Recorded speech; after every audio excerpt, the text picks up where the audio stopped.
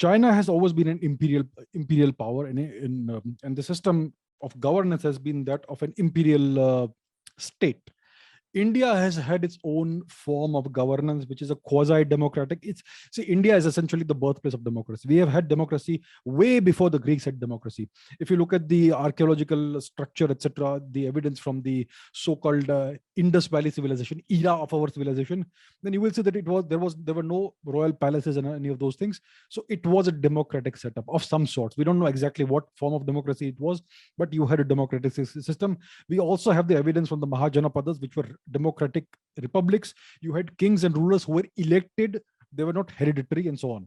So India always had this democratic form of government where the people had a lot of rights and a significant amount of power over what happened and what the kind of governance and life they had. So that is the kind of system India had.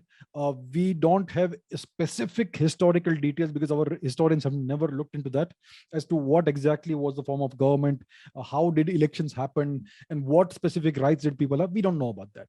But we know that these were more or less democratic setups that we had during the Mahajanapada era. Sometimes we would have emperors like Chandragupta Maurya, like Kanishka the Great, like Rajaraja Chola, Rajendra Chola, like Lalitaditya Muktapida, like Kumaragupta, Skandagupta, etc.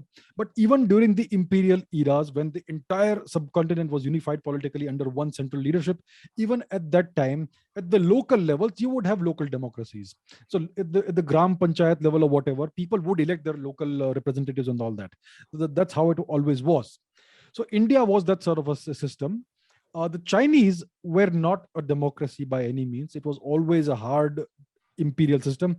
You had these dynastic cycles in which a dynasty would come to power, be in vogue for a couple of centuries or so, then it would crumble. There would be maybe a century of anarchy, then a new dynastic cycle would start, and that sort of thing. So that's the kind of system China had. Now, if we compare the two economies historically, India has always surpassed the Chinese economy. India was always the larger economy. India always had more influence on the world culturally and economically.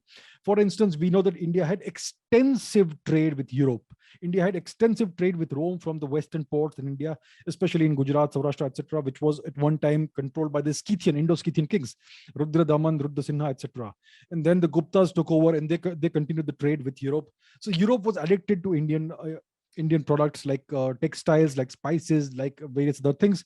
And in exchange for these things, the Europeans would send India gold. And that's how India became the largest gold repository in the world. And that's how India was so wealthy.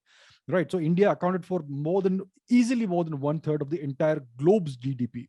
So that's how wealthy India was. China was always second, but China obviously always was the second largest power in the world, economically and otherwise also.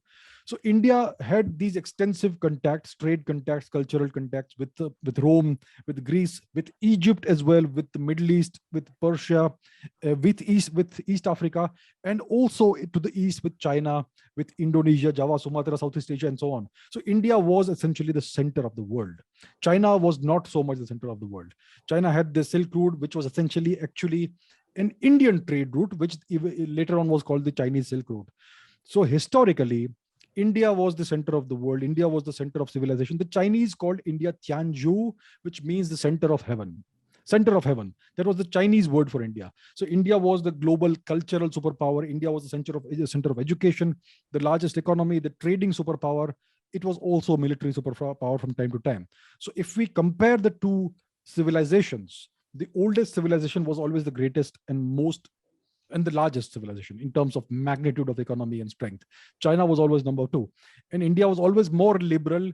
India is the country that had the democracy. The Chinese never had that. So that's a kind of comparative study of the two civilizations.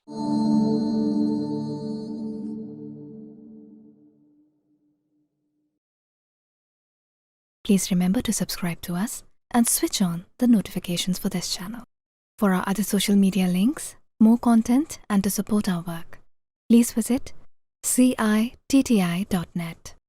Dhanyavad. Namaskar.